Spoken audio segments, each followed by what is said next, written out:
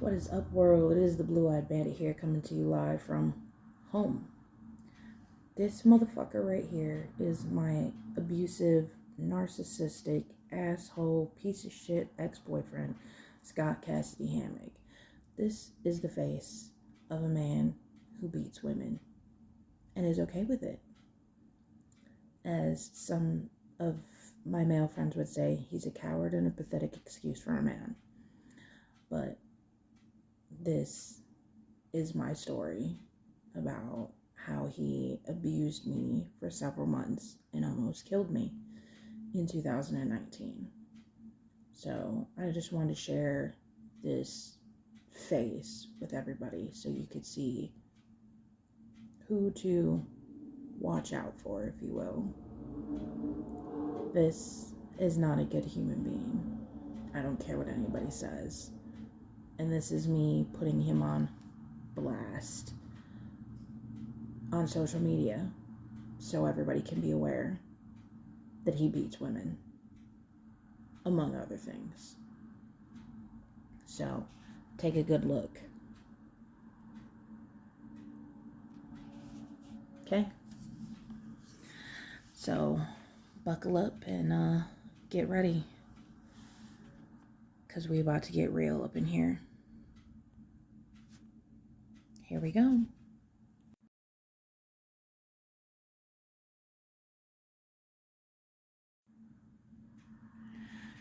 So here goes. I decided that I was going to date somebody that I've known almost my entire life. We dated as kids in middle school.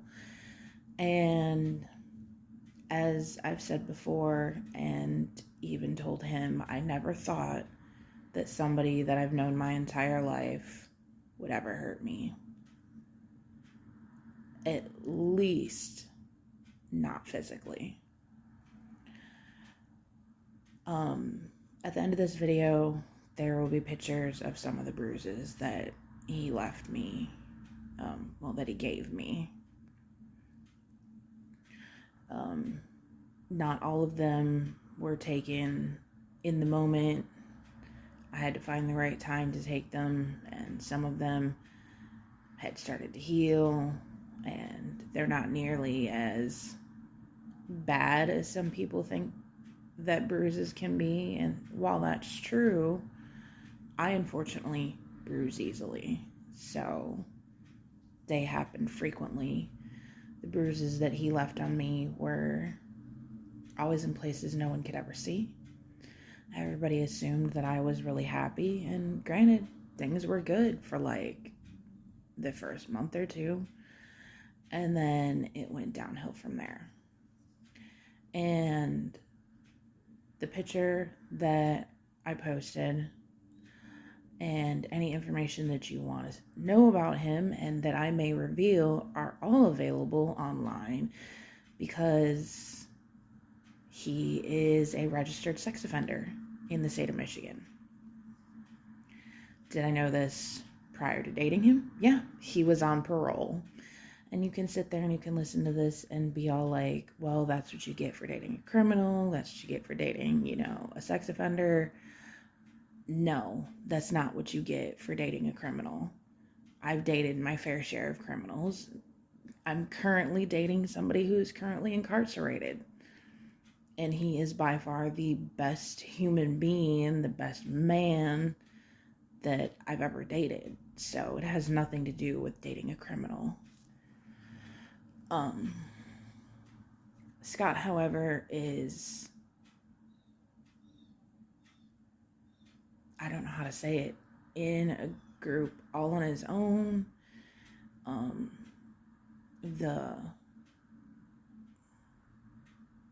The charges aren't what he had told me. I only went digging into it after his now ex-wife, the woman that he dated and married after me, had mentioned it to me. We talked about what I went through, what she went through. We are friends. And that's when I discovered what he had told me, what he was charged with, were two completely different things. Is it my bad for not looking? Yes and no. I trusted somebody that I've trusted and has been in my life for over 20 years. My mistake, I guess. So I've known him since we were both in 5th grade. We went to church together. Like I said, we dated in middle school. His friend from school, middle school, I actually dated at one point, and I was dating this person when he passed away. Scott, on the other hand, will tell you that I saw something shiny and new and decided that's where I was going to go. Well, at the time, Scott wasn't really my person then. We were just really good friends, and he felt, I think the word now that I've learned is I cock blocked him. Or his friend did, more or less. But this isn't about back then. This is about now. Because the kid he was versus the man that he's become are two completely different individuals, and I don't understand it. But he hurt me. He punched me a lot. And a lot of the times when he did it with a knuckle out and basically would punch me as hard as he could, making sure either this knuckle or this knuckle connected with my skin the most. And since I bruise easily, it wasn't that hard. He threatened to break my legs. He wanted to punch me in my thigh and see if he could break it. My thigh leg, the bones in my thigh. He wanted to see if he could break my jaw, because apparently once upon a time someone let him, a guy, and he punched the dude in his face and broke his jaw. I don't know if that's accurate or not. That's just what he said, and he wanted to see if he could do it to me. I don't understand why. And I'm sorry if I seem like emotionless, like I don't care. This has been a long process for me, but we'll get into that later. We got into a fight one night, and if anybody has ever seen wrestling and the move, the backbreaker, he basically essentially did a backbreaker with me over the arm of a chair, and it actually bruised me across the middle of my back, and that wasn't pleasant. That hurt. He almost broke my phone on numerous occasions. Not this one. When I told him that I'd leave or that I should call the cops, he said, "I thought you loved me. That means I'll go back to prison." And while now I realize that was just the game that he was playing, and if I feel that I need to go to the cops, I should go to the cops. When I finally told somebody about what he was doing, they suggested to go to the cops. Well, we have 2 police officers in our church. Well, at the time we did. I went to the one that I've known longer and have a better relationship with, and this is going to hurt me, I think, more than anything to say, and I'm probably going to cry. I've known this man my entire life. Again, I grew up in the church, so this is somebody who's been around me since I was little. Refused to help me because I'm projecting my past onto Scott, because he was mentoring Scott at that time and didn't want to admit to basically wasting his time mentoring somebody who would ever hurt somebody. I can't I'm no witch, modern day or past. I can't manifest bruises on my skin in any way, shape, or form. I don't know how to throw a punch. I can't bruise myself. And before anybody goes, oh, but you bruise easily, I've tried to duplicate that just to see if it's even possible, and it's not. I I can't even bring myself to hurt myself, let alone in that context.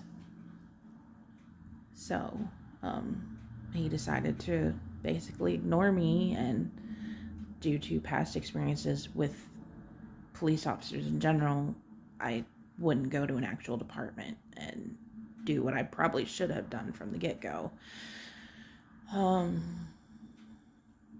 I later found out that one of my disc golfing friends is friends with his parole officer. Guess I could have went there, but I didn't know that. So, and I'm not naming this cop's name. He's no longer a police officer. He's actually a chaplain in a hospital, and I'm still not name dropping. I don't know if he'll ever see this, and I don't particularly care if he does. We haven't spoken in the, almost 4 years since I left Scott. He hasn't spoken to me once. And I've seen him numerous times at church, because when I come off the road, he's usually there. So it was basically bide my time until I had a way out, a place for all my stuff to go, and things like that. And surprisingly, the only person that helped me was my mother. And anybody who knows my mom or knows my relationship between me and my mom would be quite surprised. But he, at one point it got so bad that he literally told me that if I left, he would find me. He would break my legs so I can't walk, and he'd sit by my hospital bed and tell anybody that came to see me that I fell down the stairs. And then so I couldn't write down who did it, he'd break my arms and my hands, my fingers, and added measures so I couldn't talk. He'd break my jaw. And he'd sit there with a smile on his face knowing what he did to me, and everybody would believe him because he had everybody fooled at the church that we both went to. And I'm pretty sure there are people that still think, that I left him and then he started dating her.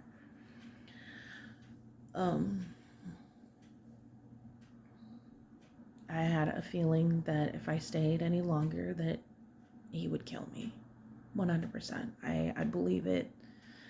And his mom was absolutely no help. She's under the impression and the belief that men and women can't be friends. That's just ruining a relationship. Now, mind you, more than 90% of my friends are men. As a truck driver, most of the people that I come into contact with are men. I get along better with men than I do with women. My friends in high school taught me that I can't be friends with women, and there are just so many women out there that are like the complete opposite of me. They are catty, they care about their appearance, the way they look, the way they dress. It's just not me. But that's, again, neither here nor there. His mom basically believed he was a fucking saint and that he could do no wrong. And him getting locked up and charges, it must have been just a big misunderstanding because my Scott could never do that. Okay, whatever. I'm also very 100% thankful that he never got me pregnant, because why would I want to add to the mess? This man has like 13 children. We counted them one day. he doesn't see any of them. He doesn't take care of any of them. I'm like, basically, you just stick your dick into any fucking female, and if she gets pregnant, oh fucking well.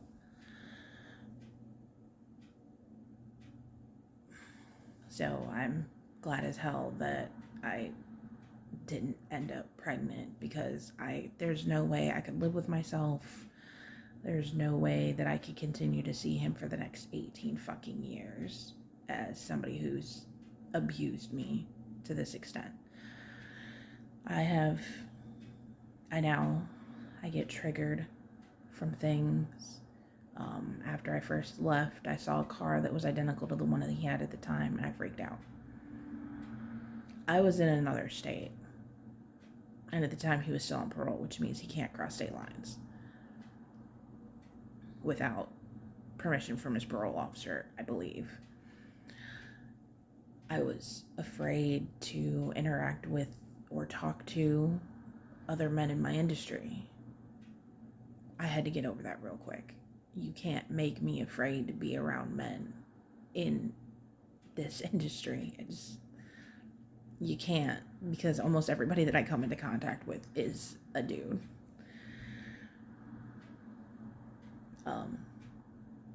I had a conversation with someone who was a friend at the time. They no longer are.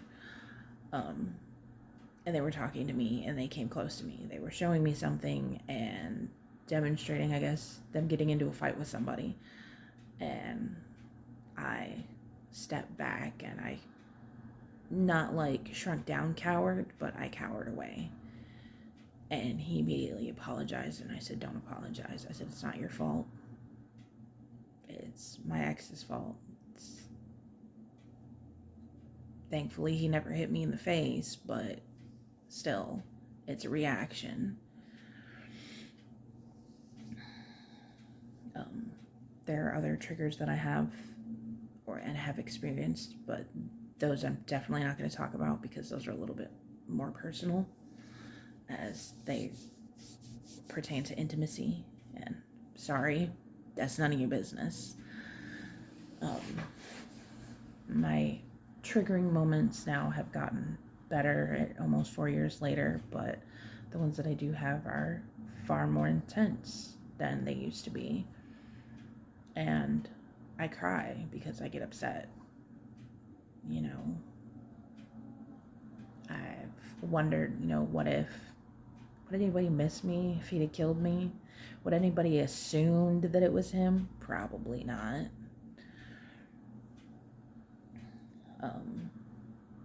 Before he stopped going to our church, he would still stare at me. And there was one day in particular, and I'm going to mention it here. I have one friend that knows all about this, and that I talk to every time I have a moment. Most of the time, anyway. And it was a Sunday, and because of COVID, we were having church outside. I believe it was Easter Sunday, so there was communion involved. No, I don't go to a Catholic church before y'all jump to conclusions. Anyway, we're sitting outside, and because he's the head usher, he isn't anymore because he doesn't attend. He brought around the communion to everybody, and instead of walking directly at me, he walked around, behind, disappeared, and snuck up on this side. And I jumped, and when he approached the rest of the way around, he was smiling. And I'm sitting here trying to do communion, trying not to bawl my eyes out, and trying not to get up and run away. So I'm on my phone, and I'm talking to my friend. I'm like, I want to run. I told him what he did. He's like, don't give him the satisfaction. He's all like, just sit there. It'll be okay. He's not going to do anything to you. And it took everything that I had to not just bolt, because he scared the shit out of me. And then same day, church is all over, and I'm standing around and I'm talking to somebody, and he is staring at me. And any ladies that watch this know that feeling that you get when somebody's kind of like really staring at you, but the creepy feeling you get that makes you feel really dirty, and you want to bathe in bleach basically and scrub your skin fucking raw. He was making my skin crawl to that extent. I felt so dirty and so nasty. Like, I wanted to go home and take a shower again, even though I'd just taken one that morning to go to church. And it creeped me out. And there were other times that he was there that I got emotional. I wanted to get up and I wanted to leave, but I didn't. I stuck it out. I'm thankful now that he no longer attends. But, there are still lingering moments I can have. And I'm going to mention my most recent one. I have to be careful now of what books I read or audiobooks that I listen to. And I knew reading some books were hard. I've experienced that. But I wasn't prepared for an audiobook, let alone in my favorite genre, to trigger me, let alone so badly. Recently, last week, I think it was a week ago Monday now, I was listening to a book on my phone while I was driving, trying to get to a truck stop. I was about 22 minutes out from my stop for the night, and I was so into this book. It's great. I love it. For anybody who's wondering what genre, before I get any further, I read paranormal romance mostly. I do read other genres, but that's my go-to genre. So werewolves, vampires, witches, etc., fairies, fae, all that stuff. It was a werewolf book, so I was enjoying it, and it's getting to the end of the chapter, and it triggered me so fucking badly. I had to stop it immediately. I tried so hard not to bawl my eyes out, because if I cry heavily like I wanted to, I can't see. And I'm not going to sit on the shoulder and bawl my eyes out, and Lord help me if a cop pulls up behind me, why are you sitting on the shoulder? This is why, it'd just be awkward all the way around. And so I had to fight through it. I have a collection of videos of somebody that I follow. He does like cosplay type stuff, and his videos usually put a smile on my face, and sometimes they're funny and stuff like that. So I have them saved for when I'm having a rough day. That didn't help. I made it to my stop and was thinking, okay, now I can let loose. Well, apparently my brain had other ideas. Basically, I just shut down. I didn't want to think about it anymore. And when I talked to my boyfriend, I didn't even want to talk to him about it. I was done. I was like, nope. So, while I don't think it puts a strain on our relationship, because he can't stand him and probably would love to kill him, and I believe TikTok says unalive, but I would very much love it if karma bit him in the ass. But so don't come at me for sharing his full name. You can find him online on the Michigan Sex Offender Registry, along with his nicknames like Scooter. You can see what he drives currently, his tattoos, where he currently works, and I'm going to say it because it needs to be said. He works for Nationwide Towing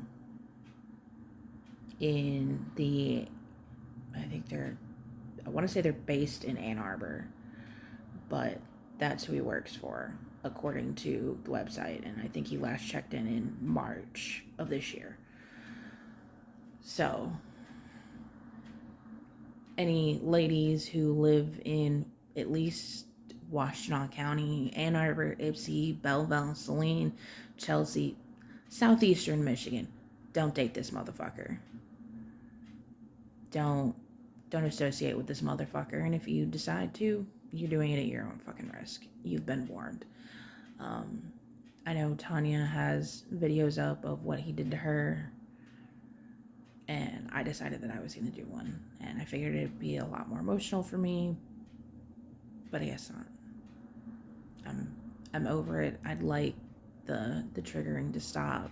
I'd like to stop thinking about it, but it's not going to happen because this was painful and serious trauma for me, I guess.